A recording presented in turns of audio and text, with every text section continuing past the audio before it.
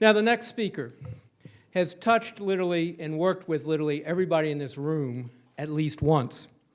Now, I just learned, Governor Hunt, I did not fully appreciate it. I knew that North Carolina by far had the highest number of National Board Certified teachers. I didn't realize you'd gotten it up to 1 out of 5.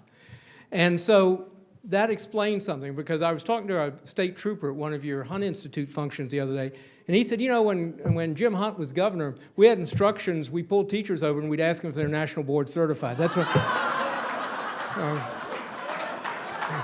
so it made a big difference. So if there is truly an educational, there are those who have served education well as governor, and Governor Hunt is the one who makes that mold. Served 4 historic terms as governor of North Carolina. Under his leadership, North Carolina's public schools improved their test scores more than any other state in the 1990s. In 1999, he called for the state to be first in America by 2010. To further this mission, he didn't just retire. After he left, he chairs the board of the James B. Hunt Jr. Institute for Educational Leadership and Policy. Personal note, we hear a lot, understandably, about the Common Core standards. Let's make sure we all understand where the first meeting occurred. It was convened by the Hunt Institute in North Carolina.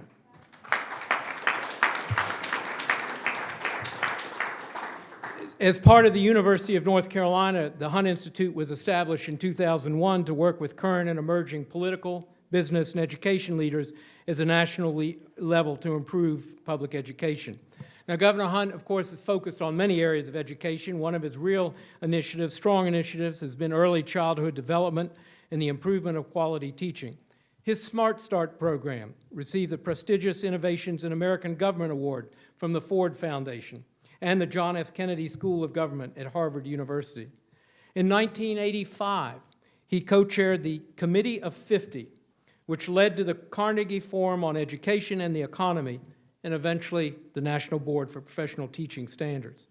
He's also provided education leadership as chairman of the National Commission on Teaching in America's Future, chaired the National Education Goals Panel, served as board vice chair of Achieve, Inc., and chair of the National Center for Public Policy in Higher Education.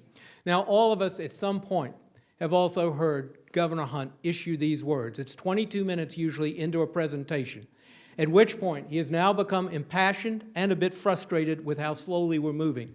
And so he says, we can do this. And Governor Hunt, thank you for 25 years ago saying, we can do this, and that's why we're here today.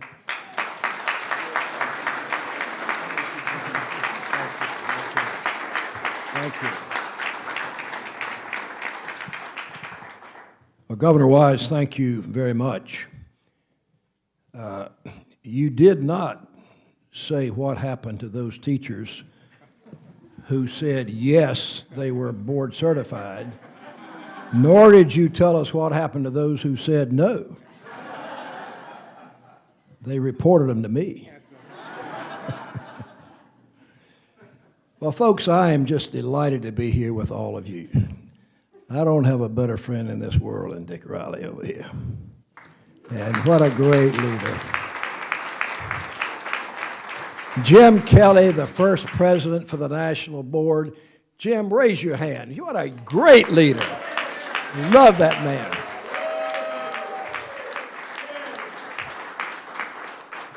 And all of you, I'm so proud of this man's leadership, congressman for years, governor, now head of all these great national organizations, including our chairman. But I want to thank every one of you in this room. The heads of our great teacher unions are here. So proud of them.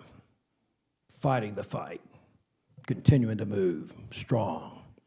And great supporters and believers and helpers to the National Board. We wouldn't be where we are today if it weren't for that. Folks, I do remember when we got this started. Most people thought we didn't have a chance in the world of making this work. And when we had the first meeting and we saw the AFT and the NEA fighting like cats and dogs.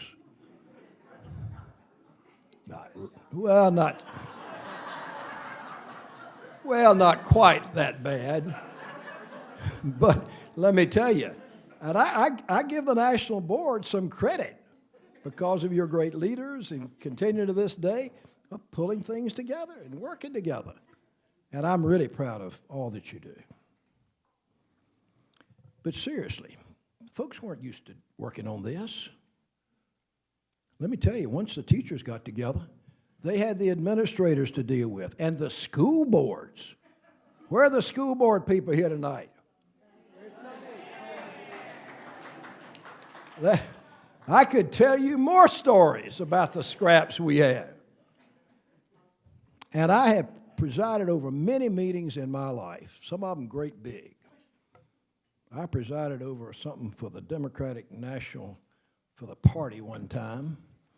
I had 106 people testify at one meeting in one day in Washington, D.C., when we were trying to set the rules for the Democratic Party. Can you imagine what that was like?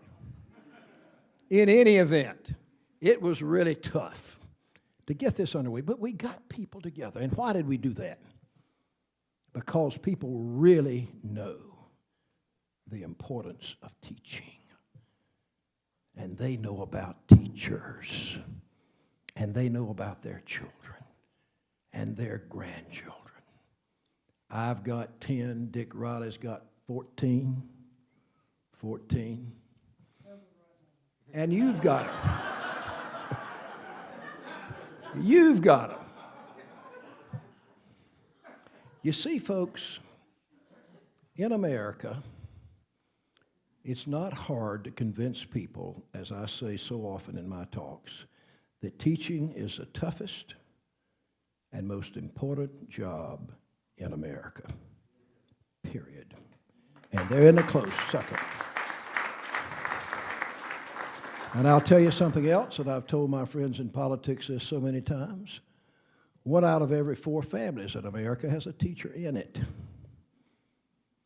And if you can appeal to the parents and grandparents who care about their teachers, if you can appeal to the employers who hire them, the students coming out, and if you can appeal to those families, 1 out of 4 of whom has a teacher at a given time, and if you can't put together a political majority with all of that, if you know anything about how to do it, you ought not to be in office. But we want people who will appeal to them and pull them together and do great things. I remember at maybe the first meeting we had, and I don't know who said this, but it was a teacher who said, we really do want to create a true profession of teaching. That really hit me, Michelle. The teachers were yearning for this. And we have created it, and we all here have done it. I could go around this room and pick out the people who served on the board and who've done this work and who are still working at it. And look at the progress we've made. I was with Secretary Riley and with the President of the United States, Bill Clinton, when he said, I want 100,000. Remember that day? That's what he said. Bill Clinton, I want 100,000. Well, we're just about there. A lot of them in North Carolina. I've been challenging governors ever since. Well, one governor said, I want to try to out-hunt. Well, this was the governor of Ohio or somewhere. I can't remember. He's gone now, but we need another one just like him.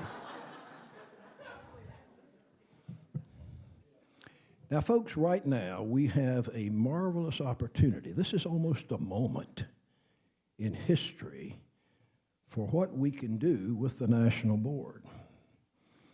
There is this feeling across America, and I want us to work in a bipartisan way to improve education and teaching and everything else, early childhood.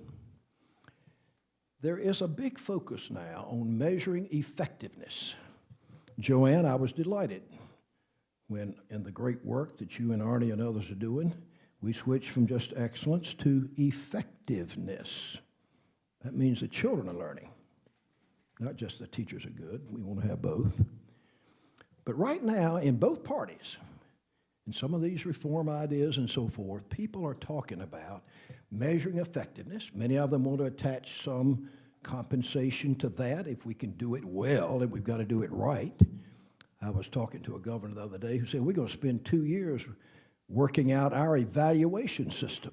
We aren't even going to think about whatever he calls paying for performance until we get that evaluation thing worked out.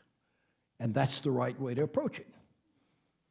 But folks do want to know that their children are learning, and they should. Now, in all of this focus on some of these new reform ideas, the one thing a lot of people are not talking about is they learn from their teachers. Our biggest job ought to be to help those teachers be better so those students learn more. And then if you want to pay for some performance and you're doing it right, then that makes some sense. You see, this is a way to come together, parties. Folks, we have that potential now. But this work has got to be done. And we can do it.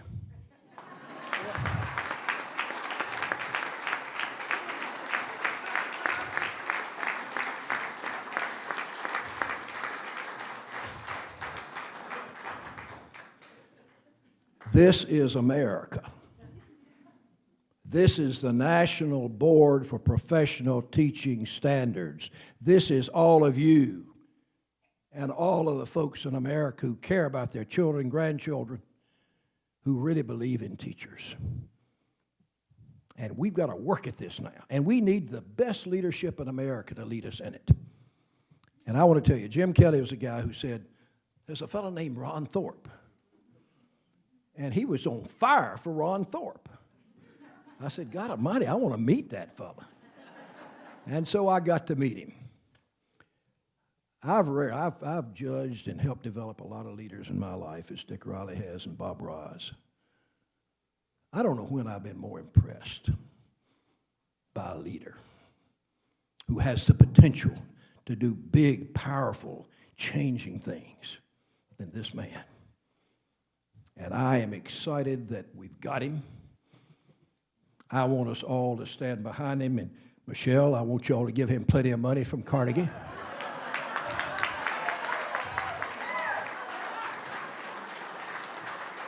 Carnegie got all this started. We want you to come back now, a new life.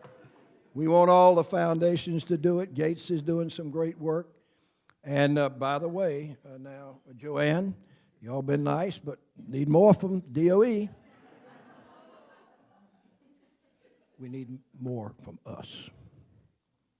Let's resolve today, and after you hear Ron Thorpe talk, I think you will. Let's resolve today that this is going to be one of the ways that each of us in our own individual lives are going to change this profession, make it excellent, be able to show that to people, get them involved, a new surge of support for education and every child in America, and make this country all that it can be, all that it should be, all that it must be. Thank you very much.